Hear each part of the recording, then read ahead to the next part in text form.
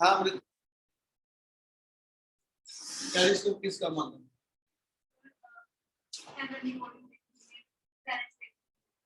Distant object देखना है ना। जे एस्ट्रोनॉमिकल और टेलीस्कोप आ जाए तो कि नहीं कि ਜਿਹੜੇ ਤੁਹਾਡੇ ਡਿਸਟੈਂਟ ਹੈਵਨਲੀ ਬੋਡੀਜ਼ ਨੇ ਹਨਾ, ਅਸੀਂ ਉਹ ਹੈਵਨਲੀ ਬੋਡੀ ਜਿਹੜੀਆਂ ਮੇਰੇ ਕੋਲ ਦੇਖਣ ਲਈ ਅਸੀਂ ਯੂਜ਼ ਕਰਦੇ ਨੇ ਉਹ ਐਸਟ੍ਰੋਨੋਮਿਕਲ ਟੈਲੀਸਕੋਪ। ਇੱਕ ਡਿਫਰੈਂਸ ਮੈਂ ਗੱਲ ਸ਼ੁਰੂ ਕਰਾਂਗਾ, ਇੱਕ ਹੈਗਾ ਟੈਰੇਸਟਰੀਅਲ ਟੈਲੀਸਕੋਪ। मतलब ਆਪਾਂ ਜੇ ਟੈਲੀਸਕੋਪ ਨੂੰ ਲੈ ਕੇ ਚੱਲੀਏ ਤੇ ਇਹਦੀਆਂ ਦੋ ਕੈਟਾਗਰੀਜ਼ ਆਉਂਦੀਆਂ। ਇੱਕ ਅਸੀਂ ਕਹਿੰਦੇ ਜੀ ਆਪਣੇ ਕੋਲ ਆ ਜਾਂਦਾ ਐਸਟ੍ਰੋਨੋਮਿਕਲ, ਪਰ ਇੱਕ ਆਉਂਦਾ ਟੈਰੇਸਟਰੀਅਲ। ਸਿਲੇਬਸ ਚ ਸਿਰਫ ਆਪਣੇ ਐਸਟ੍ਰੋਨੋਮਿਕਲ ਕਹਿੰਦਾ ਜੀ। ਐਸਟ੍ਰੋਨੋਮਿਕਲ ਟੈਲੀਸਕੋਪ ਤੇ ਟੈਰੇਸਟਰੀਅਲ ਟੈਲੀਸਕੋਪ ਦਾ ਡਿਫਰੈਂਸ ਕਿੱਥੇ ਹੈ? ਟੈਰੇਸਟਰੀਅਲ ਟੈਲੀਸਕੋਪ ਕਹਿੰਦੇ ਸੀ ਕਿ ਅਰਥ ਦੇ ਕਿਸੇ ਆਬਜੈਕਟ ਨੂੰ ਦੇਖਣ ਲਈ ਅਸੀਂ ਯੂਜ਼ ਕਰਦੇ ਤੇ ਐਸਟ੍ਰੋਨੋਮਿਕਲ ਸਪੇਸ਼ੀਅਲ ਆਬਜੈਕਟ ਨੂੰ ਦੇਖਣ ਲਈ ਯੂਜ਼ ਕਰਦੇ। ਕਹਿੰਦਾ ਜੀ ਫਰਕ ਕਿੱਥੇ ਹੈ? ਕਹਿੰਦਾ ਬੇਸਿਕਲੀ ਜਿਹੜਾ ਐਸਟ੍ਰੋਨੋਮਿਕਲ ਟੈਲੀਸਕੋਪ ਆ ਇਹਦੇ ਵਿੱਚ ਫਾਈਨਲ ਇਮੇਜ ਇਨਵਰਟਡ ਬਣਦੀ ਹੈ। मतलब मेरे को किसी भी ऑब्जेक्ट की इमेज मैंने पुठी दिखती है, तो जो पुठी इमेज दिखती है तो बेसिकली क्या होता है कि भी असं कहते स्पेशियल जिन्ने ऑब्जेक्ट्स ने वो सारे स्फेरिकल शेप के, तो स्फीयर का पुठा और सीधा कुछ नहीं होता, इसलिए अपसाइड डाउन नहीं है, डाउन साइड अप जी वो कहना जी मैटर नहीं करता।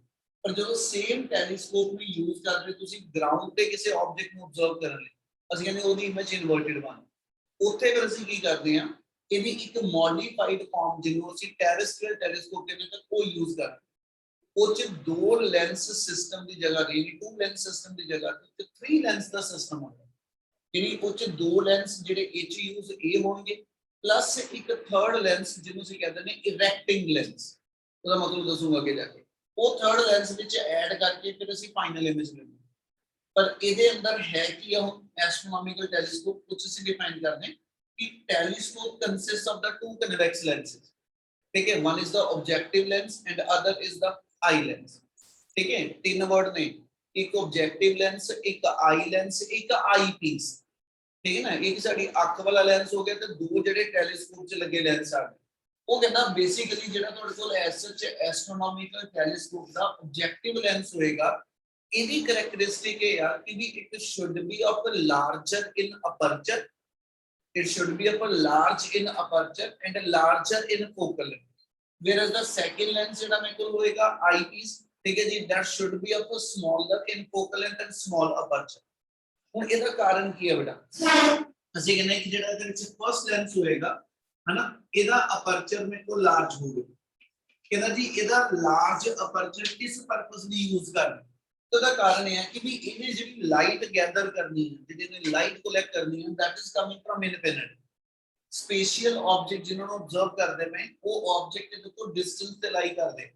जे ਇਹਦਾ स्मॉल अपर्चर होएगा यानी स्मॉल साइज होएगा ਤੇ ਇਹਦੀ ਲਾਈਟ ਗੈਦਰਿੰਗ ਐਬਿਲਿਟੀ ਘੱਟ ਹੋਏਗੀ, ਤੇ ਜੇ ਲਾਈਟ ਘੱਟ ਇਕੱਠੀ ਕਰੇਗਾ ਹਨਾ ਤੇ ਇਮੇਜ ਦੀ ਬ੍ਰਾਈਟਨੈਸ ਜਾਂ ਸ਼ਾਰਪਨੈਸ ਕੋਈ ਨਹੀਂ ਆਏਗੀ। ਇਸ ਲਈ ਇਹਦੀ ਇਮੇਜ ਦੀ ਬ੍ਰਾਈਟਨੈਸ ਔਰ ਸ਼ਾਰਪਨੈਸ ਨੂੰ ਇਨਕਰੀਜ਼ ਕਰਨ ਵਾਸਤੇ ਹਨਾ ਇਹਦੇ ਚ ਪ੍ਰੋਪਰਟੀ ਲੈਂਦੀ ਸੀ ਕਿ ਵੀ ਇਹਦੀ ਐਸ ਸੱਚ ਅਪਰਚਰ ਸਾਈਜ਼ ਇਹਦਾ ਜਿਹੜਾ ਉਹ ਲਾਰਜ ਹੋਵੇ ਤਾਂ ਕਿ ਮੋਰ ਲਾਈਟ ਗੈਦਰ ਕਰੇ, ਠੀਕ ਹੈ ਜੀ, ਤੇ ਉਹਦੀ ਇੱਕ ਸ਼ਾਰਪ ਇਮੇਜ ਜਿਹੜੀ ਆ ਉਹ ਡਿਵੈਲਪ ਕਰ ਪਾਵੇ। ਪਹਿਲਾ ਵਰਡ ਕਲੀਅਰ। ਉਸ ਤੋਂ ਬਾਅਦ ਸੈਕੰਡ ਵਰਡ ਅਸੀਂ ਯੂਜ਼ ਕੀਤਾ ਕਿ ਇਹਦੀ ਫੋਕਲ ਲੈਂਥ ਲਾਰਜ ਹੋਵੇ। ਦੇਖੋ ਤੇ ਜਿਹਦੀ ਫੋਕਲ ਲੈਂਥ ਲਾਰਜ ਹੁੰਦੀ ਆ ਫਿਰ ਉਹਦੀ ਕਨਵਰਜ ਕਰਨ ਦੀ ਪਾਵਰ ਘਟ ਜਾਂਦੀ, ਉਹਦੀ ਵੀ ਆਪਣੇ ਆਪ ਚ ਐਡਵਾਂਟੇਜ ਹੈ कि भी ਇਹਨੇ ਇਨਫਿਨਿਟੀ ਤੋਂ ਜਦੋਂ ਲਾਈਟ ਗੈਦਰ ਕਰਨੀ ਆ ਇਹ ਉਸ ਲਾਈਟ ਨੂੰ ਆਪਣੇ ਨੀਅਰ ਬਾਈ ਕਨਵਰਜ ਕਰਨ ਦੀ ਜਗ੍ਹਾ ਤੇ ਜਿਹੜਾ ਮੇਰੇ ਕੋਲ ਆਈ ਲੈਂਸ ਹੋਏਗਾ ਉਹਦੇ ਨੀਅਰ ਬਾਈ ਕਨਵਰਜ ਕਰ, ਮਤਲਬ ਉੱਥੇ ਤੱਕ ਲਾਈਟ ਪਹੁੰਚਾ ਦੇ, ਠੀਕ ਹੈ ਜੀ। ਮਤਲਬ ਲਾਈਟ ਦੂਜੇ ਲੈਂਸ ਦੇ ਨੀਅਰ ਬਾਈ ਤੱਕ ਪਹੁੰਚ ਸਕੇ, ਉਹਦੇ ਲਈ ਇਹਦੀ ਕਨਵਰਜਿੰਗ ਪਾਵਰ ਅਸੀਂ ਜਿਹੜੀ ਆ ਉਹ ਕਹਿੰਦਾ ਜੀ ਲੋ ਰੱਖਦੇ ਤਾਂ ਕਿ ਲਾਈਟ ਇਹਦੇ ਨੀਅਰ ਬਾਈ ਕਨਵਰਜ ਨਾ ਕਰੇ। Light should be converge near to the second lens. ਉਹਦੇ ਲਈ ਤੀਜੀ ਚੀਜ਼ ਅਸੀਂ ਜਿਹੜੀ ਐਡ ਕਰਾਂਗੇ, ਨਾਰਮਲੀ ਜਦੋਂ ਤੁਸੀਂ ਰੇ ਡਾਇਗਰਾਮ ਇਹ ਲੈਣੀ ਹੋਵੇ ਕਿ ਆਬਜੈਕਟ ਤੁਹਾਡਾ ਇਨਫਿਨਿਟੀ ਤੇ ਹੈ ਤੇ ਬੱਚੇ ਇਨਫਿਨਿਟੀ ਤੋਂ ਜਦੋਂ ਵੀ ਲਾਈਟ ਰੇ ਨੂੰ ਦਿਖਾਇਆ ਜਾਂਦਾ ਹਮੇਸ਼ਾ ਅਸੀਂ ਕਹਿੰਦੇ ਜੀ light rays are coming parallel to principal axis. ਇਹ ਚ ਅਸੀਂ ਪੈਰਲਲ ਟੂ ਪ੍ਰਿੰਸੀਪਲ ਨਹੀਂ ਲਵਾਂਗੇ। ਉਹਦਾ ਕਾਰਨ ਇਹ ਹੈ ਕਿ ਜੇ ਪ੍ਰਿੰਸੀਪਲ ਐਕਸਿਸ ਦੇ ਪੈਰਲਲ ਲਵਾਂਗਾ ਤੇ ਸਾਰੀਆਂ ਲਾਈਟ ਰੇ ਕਨਵਰਜ ਕਰਕੇ ਇੱਕ ਡਾਟ ਇਮੇਜ ਦੇ ਦੂ है ना, यानी JD image of point size रह जूगी तो जे पॉइंट साइज इमेज रहेगी सेकंड लेंस जेड़ा ਉਹਨੂੰ मैग्नीफाई नहीं कर पाए, ठीक है जी। ਉਹਦੇ ਲਈ ਅਸੀਂ ਕੀ ਕਹਿੰਦੇ ਨੇ ਕਿ ਜਿਹੜੀਆਂ ਲਾਈਟ ਰੇ ਇਨਫਿਨਿਟੀ ਤੋਂ ਆਣੀਆਂ they are coming parallel to one another but not are parallel to the ਕਹਿੰਦਾ ਜੀ principal axis।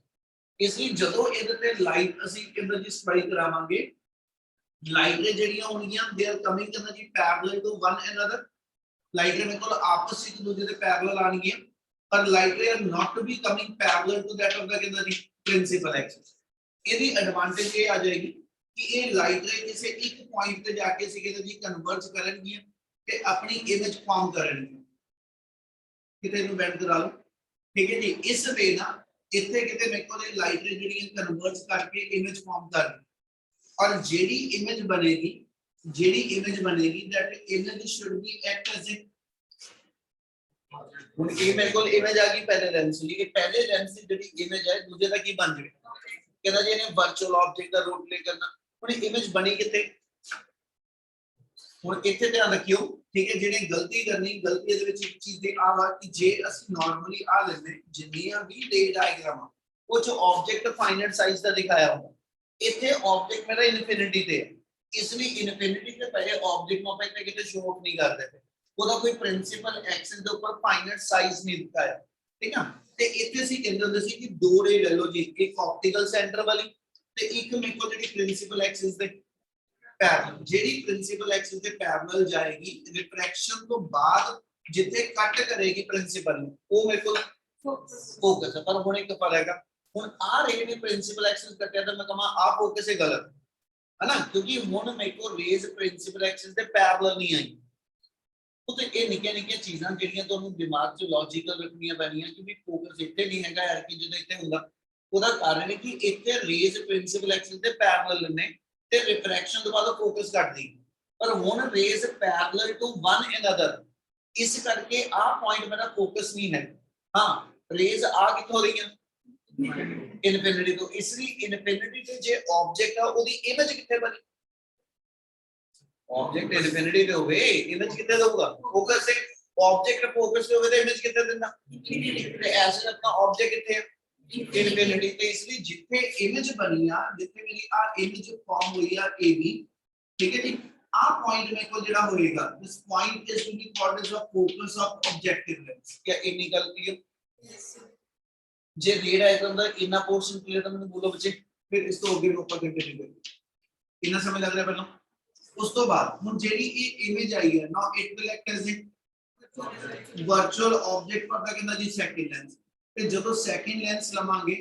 ਤੇ ਅੱਜ ਇਸ ਕੱਲ ਵੀ ਜੈਸੇ ਫਿਰ ਫੀਡ ਕਰ ਰਹੇ ਹਾਂ ਲੈਂਸ ਦੋਨੋਂ ਪਹਿਲੋਂ ਨਾ ਬਣਾਈ ਇੱਕ ਬਣਾ ਕੇ ਇਮੇਜ ਫਿਰ ਉਹਦੇ ਹਿਸਾਬ ਨਾਲ ਸਾਈਜ਼ ਇੱਥੇ ਸ਼ੋ ਆਫ ਕਰ ਲਓ ਦੂਜੇ ਲੈਂਸ ਦਾ नॉर्मली जे दूजा मैं किते ए तो ऊपर रख के कंप्लीट कर लिया लेंस ते लाइट रे तो प्रॉपर बेंड नहीं दिखा पाऊं हुन इथे अपने को दो पॉसिबल केस है जी जदों लाइट रे प्रिंसिपल एक्सिस दे पैरेलल गई एक निकल जानी ऑप्टिकल सेंटर चों अनडिफ्लेक्टेड ते दूजी रे इने कितो कटना फोकस हुन जदों इने फोकस नु तुसी कटना ते इधर लाइट रे इदे पैरेलल आपा रखनी आ कि इधरों डाइवर्ज करनी है वो डिपेंड इस चीज पे करेगा कि फाइनल इमेज किथे लेनी तो दे दो केसेस जे मैं फाइनल इमेज इनफिनिटी ते कहना पे बांधी हुई ते इनफिनिटी ते फाइनल इमेज वास्ते आ रिफ्रैक्टेड रे इस वाली रे दे कितना जी पैरेलल रख लो ते जे मैं फाइनल इमेज किथे बनानी दूसरा पोजीशन केड़ी दसी सी एक फाइनल इमेज इनफिनिटी ते बन सकदी दूसरी तो दसया होया बच्चों या तो इमेज बनती आ इनफिनिटी ते या इमेज बनती at least distance of distinct vision गल समझ आती भी तुसी फाइनल इमेज दियां दो लोकेशन लेने या तो मेनू क्वेश्चन ये होएगा कि भी ਤੁਹਾਡਾ ਟੈਲੀस्कोप ਜਿਹੜਾ है ना वो नॉर्मल एडजस्टमेंट ਵਿੱਚ ਜੇ ਉਹ नॉर्मल एडजस्टमेंट ऑफ ਟੈਲੀस्कोप ਕਹੇਗਾ वर्ड ਤੇ ਇਹਦਾ मतलब फाइनल इमेज इनफिनिटी ਤੇ ਜਾਂ ਮੈਨੂੰ ਕਹੇਗਾ ਕਿ ਵੀ फाइनल इमेज ਜਿਹੜੀ ਆ ਉਹ least distance of distinct vision ਤੇ ਬਣ the least distance of distinct vision ਦੱਸਿਆ ਹੋਇਆ ਕਿਨੂੰ ਕਹਿੰਦੇ ਫਿਰ ਰਿਪੀਟ ਕਰ ਰਿਹਾ ਕਿ minimum distance from the eye it is the minimum distance from the eye where the object should be held so that it will give the clear image on a retina ਠੀਕ ਹੈ ਜੀ ਮੇਰੇ ਅੱਖ ਤੋਂ ਇੱਕ minimum distance ਤੇ object ਹੋਵੇ ਤਾਂ ਕਿ ਉਹਦੀ ਇੱਕ clear image ਮੇਰੇ ਕਿੱਥੇ ਬਣ ਪਾਵੇ retina ਕਿਉਂਕਿ ਆ ਜੇ object ਆ ਮੈਨੂੰ ਮੇਰਾ ਹੱਥ ਦਿਖਦਾ ਪਿਆ ਇੱਕ distance ਤੇ ਰੱਖ ਕੇ ਹਨਾ ਤੇ ਇਹਦੇ ਤੋਂ ਲਾਈਟ ਜਿਹੜੀ ਸਟ੍ਰਾਈਕ ਕਰਦੀ ਉਹ ਇਤੋਂ ਮੇਰੇ ਆਈ ਲੈਂਸ ਤੇ ਜਾ ਰਹੀ ਮੇਰੇ ਆਈ ਲੈਂਸ ਤੋਂ ਰਿਫਲੈਕਟ ਕਰਕੇ ਮੇਰੇ ਰੈਟੀਨਾ ਤੇ ਇਮੇਜ ਦਿੰਦੀ ਪਈ ਹੁਣ ਉਹਦੇ ਲਈ ਅਸੀਂ ਫਿਰ ਐਸ ਸੱਚ ਰੇਜ਼ ਇਧਰੋਂ ਡਾਈਵਰਜ ਕਰਦੀਆਂ ਦਿਖਾਵਾਂਗੇ ਤੇ ਬੈਕਵਰਡ ਪ੍ਰੋਡਿਊਸ ਕਰਕੇ ਉਹਨੂੰ ਕਹਿੰਦੇ ਜੀ ਕਿਸੇ ਪੁਆਇੰਟ ਤੇ ਇਮੇਜ ਦਵਾਂਗੇ, ਉਹ ਬਣਾਵਾਂਗੇ ਸੈਕਿੰਡ ਕੇਸ। ਪਹਿਲਾ ਕੇਸ ਇਹ ਬਣਾਉਣ ਲੱਗੇ ਕਿ ਨਾਰਮਲ ਐਡਜਸਟਮੈਂਟ ਆਫ ਟੈਲੀਸਕੋਪ, ਤੇ ਨਾਰਮਲ ਐਡਜਸਟਮੈਂਟ ਆਫ ਟੈਲੀਸਕੋਪ ਕਹਿੰਦੇ ਜਦੋਂ ਫਾਈਨਲ ਇਮੇਜ ਇਨਫਿਨਿਟੀ ਤੇ ਇਨਫਿਨਿਟੀ ਤੇ ਆਪਾਂ ਦਿਖਾ ਲੈਣ ਵਾਸਤੇ ਆ ਸੈਕਿੰਡ ਰੇ ਨੂੰ ਤੁਸੀਂ ਫਸਟ ਰੇ ਦੇ ਕਹਿੰਦਾ ਜੀ ਐਸ ਕੀ ਛੱਡ ਦਿਓ ਪੈਰਲਲ, ਯਾਨੀ ਇਧਰੋਂ ਰੇ ਮੇਰੀ ਪੈਰਲਲ ਨਿਕਲ ਜਵੇ, ਠੀਕ ਹੈ ਜੀ। ਤੇ ਜਦੋਂ ਆ ਪੁਆਇੰਟ ਲਵਾਂ ਤੇ this is to be the optical center of second lens, ठीक है, and this is to be the focus of the eye lens, ठीक है। ਹੁਣ ਇੱਥੇ ਦਿਮਾਗ ਚ ਰੱਖੋ ਕਿ ਜੇ ਇਦਾਂ ਮਤਲਬ ਇਹ ਹੋ ਗਿਆ ਕਿ ਫਾਈਨਲ ਇਮੇਜ ਇਨਫਿਨਿਟੀ ਤੇ ਆ ਤੇ ਦੋਨੋਂ ਪਾਸੇ ਲਾਈਟ ਦੇ ਟੈਬਲਰ ਵਿੱਚ ਕਲੀਅਰ ਇਨੀ ਗੱਲ। ਹੁਣ ਇੱਥੇ ਚਲੋ, ਹੁਣ ਜੇ ਇਸ ਨੇ ਫਾਈਨਲ ਇਮੇਜ ਇਨਫਿਨਿਟੀ ਤੇ ਬਣਾਈ ਆ ਤੇ ਇਸ ਲੈਂਸ ਦੇ ਹਿਸਾਬ ਨਾਲ ਆਬਜੈਕਟ ਤੇ ਹੋਣਾ ਚਾਹੀਦਾ। ਕੋਈ ਲੈਂਸ ਇਮੇਜ ਇਨਫਿਨਿਟੀ ਤੇ ਕਦੋਂ ਦਿੰਦਾ, ਜਦੋਂ ਆਬਜੈਕਟ ਕਿਤੇ ਹੋਵੇ ਫੋਕਸ। ਆ ਅਸੀਂ ਪਿੱਛੇ ਵਰਡ ਯੂਜ਼ ਕੀਤੇ ਆ ਕਿ ਇਹਦੇ ਵਿੱਚ ਆਬਜੈਕਟ ਕਿੱਥੇ ਸੀ, ਇਹਨੇ ਇਮੇਜ ਕਿੱਥੇ ਦਿੱਤੀ, ਫੋਕਸ ਤੇ। ਹੁਣ ਇਹਨੇ ਇਮੇਜ ਕਿੱਥੇ ਦੇਣੀ, ਇਨਫਿਨਿਟੀ। ਇਹਨੇ ਇਮੇਜ ਕਿੱਥੇ ਦੇਣੀ, ਇਨਫਿਨਿਟੀ। ਤੇ ਜੇ ਇਹਨੇ ਇਮੇਜ ਇਨਫਿਨਿਟੀ ਤੇ ਦੇਣੀ ਤੇ ਇਹਦੇ ਲਈ ਆਬਜੈਕਟ ਕਿੱਥੇ ਹੋ, ਯਾਨੀ ਆਹੀ ਪੁਆਇੰਟ, ਆਹੀ ਆਪਣੇ ਕੋਲ ਆਬਜੈਕਟ ਹੈ ਨਾ, ਇਹਦਾ ਮਤਲਬ ਇਹ ਆਬਜੈਕਟ ਇਸ ਲੈਂਸ ਦਾ ਵੀ ਕੀ ਹੋਣਾ ਚਾਹੀਦਾ, ਫੋਕਸ। ਤੇ ਇਧਰੋਂ ਇਸ ਲੈਂਸ ਦਾ ਵੀ ਇਹ ਫੋਕਸ ਹੈ, ठीक है जी, इधरों इस लेंस का भी फोकस है ना। ਇਹਦਾ ਮਤਲਬ ਇਹ ਹੋ ਗਿਆ ਕਿ ਇਸੇ ਪੁਆਇੰਟ ਨੂੰ ਅਸੀਂ FO ਤੇ ਇਸੇ ਪੁਆਇੰਟ ਨੂੰ ਅਸੀਂ FE ਨਾਲ ਡਿਨੋਟ ਕਰ ਦੇਣਾ। ਇਹ ਗੱਲ ਸਮਝ ਲੱਗੀ। ਇਹਨਾਂ ਚੱਲਾਂ ਤੇ ਮੇਰੇ ਕੋਲ ਜਿਹੜਾ ਆ C1 ਤੋਂ ਲੈ ਕੇ ਇੱਥੇ ਤੱਕ ਦਾ ਡਿਸਟੈਂਸ ਆ, ਇਹ FO ਆ ਜਾਏਗਾ। ਤੇ ਇੱਥੋਂ ਲੈ ਕੇ ਇਹਨਾਂ ਚੱਲਾਂ ਤੇ ਆ ਮੇਰੇ ਕੋਲ ਐਸਐਚ ਇੱਕ ਹੋਰ ਐਡ ਕਰ ਦੇਣਾ, ਜਿੱਥੇ ਇਮੇਜ ਬਣੇ ਸੈਂਟਰ ਤੋਂ ਲੈ ਕੇ ਉੱਥੇ ਤੱਕ ਦੇ ਡਿਸਟੈਂਸ ਨੂੰ ਕੀ ਕਹਿੰਦੇ। तो एग्जांपल ਦੀ ਗੱਲ ਪੁੱਛਦਾ ਪਿਆ ਆਪਾਂ, ਜਿੱਥੇ ਇਮੇਜ ਬਣਦੀ ਆ ਆਪਟੀਕਲ ਸੈਂਟਰ ਤੋਂ ਉੱਤੇ ਤੱਕ ਦੇ ਡਿਸਟੈਂਸ ਨੂੰ ਕੀ ਕਹਿੰਦੇ, ਇਮੇਜ ਡਿਸਟੈਂਸ ਨੂੰ। ਇਮੇਜ ਡਿਸਟੈਂਸ ਦਾ ਸਿੰਬਲ ਕੀ ਰੱਖ ਦਵਾਂ, BO ਆ ਜੂ, ਠੀਕ ਹੈ ਜੀ। ਇਸ ਵੇਲੇ ਪਹਿਲੇ ਲੈਂਸ ਦਾ BO ਤੇ FO ਇਹ ਆਪਸ ਕੀ ਹੈ, ਇਕੁਅਲ ਹੈ। ਇਧਰੋਂ ਚੱਲੋ ਤੇ ਜਿੱਥੇ ਆਬਜੈਕਟ ਪਿਆ ਵਾ C2 ਤੋਂ ਲੈ ਕੇ ਇੱਥੇ ਤੱਕ ਦੇ ਡਿਸਟੈਂਸ ਨੂੰ UE ਕਹੂੰਗਾ, ਠੀਕ ਹੈ। ਤੇ ਦੂਜੇ ਪਾਸੇ ਇੰਨੀ ਹੀ ਮੇਰੀ ਲੈਂਸ ਦੀ ਕੀ ਹੈ, फोकल लेंथ FE है, ਇਹਦਾ ਮਤਲਬ UE ਕਿਹਦੇ ਇਕੁਅਲ ਹੈ ਜੀ, FE ਦੇ। ਤੇ ਆ ਲੈਂਸ ਦੇ ਸੈਂਟਰ ਤੋਂ ਇਸ ਲੈਂਸ ਦੇ ਸੈਂਟਰ ਤੱਕ ਜਿੰਨਾ ਡਿਸਟੈਂਸ ਹੁੰਦਾ ਇਹਨੂੰ ਅਸੀਂ ਟੈਲੀਸਕੋਪ ਦੀ ਟਿਊਬ ਲੈਂਥ ਕਹਿੰਦੇ ਹਾਂ। ਤੇ ਟੈਲੀਸਕੋਪ ਦੀ ਟਿਊਬ ਲੈਂਥ ਦੀ ਵੈਲਿਊ B0 plus UE ਬਣੀ। C1 ਤੋਂ B ਤੱਕ BO ਆ, B ਤੋਂ ਲੈ ਕੇ C2 ਤੱਕ UE ਆ, ਤੇ ਇਸ ਵੇਲੇ B0 ਮੇਰਾ F0 ਆ, ਠੀਕ ਹੈ, ਤੇ UE ਮੇਰਾ FE ਹੈ। ਇਹਦਾ ਮਤਲਬ ਜਦੋਂ ਟੈਲੀਸਕੋਪ ਨਾਰਮਲ ਐਡਜਸਟਮੈਂਟ ਵਿੱਚ ਹੈਗਾ ਤੇ ਉਦੋਂ ਟਿਊਬ ਲੈਂਥ ਦਾ ਫਾਰਮੂਲਾ FO plus FE ਬਣ ਜਾਏਗਾ। ਕਿ ਇੰਨੀ ਗੱਲ ਸਮਝ ਲੱਗ ਰਹੀ। ਰੇ ਡਾਇਗਰਾਮ ਆਲਮੋਸਟ ਖਤਮ ਆ, ਠੀਕ ਹੈ ਜੀ। ਅਗਲੇ ਕੁਐਸਚਨ 'ਚ ਚੱਲਾਂਗਾ। ਜੇ ਰੇ ਡਾਇਗਰਾਮ 'ਚ ਵੀ ਡਾਊਟ ਆ ਤੇ ਸਭ ਤੋਂ ਪਹਿਲਾਂ ਇੱਕ ਮਿੰਟ ਦੱਸੋ ਕਿ ਇਹਨਾਂ ਕਲੀਅਰ ਆ ਕਰੋ ਜੀ,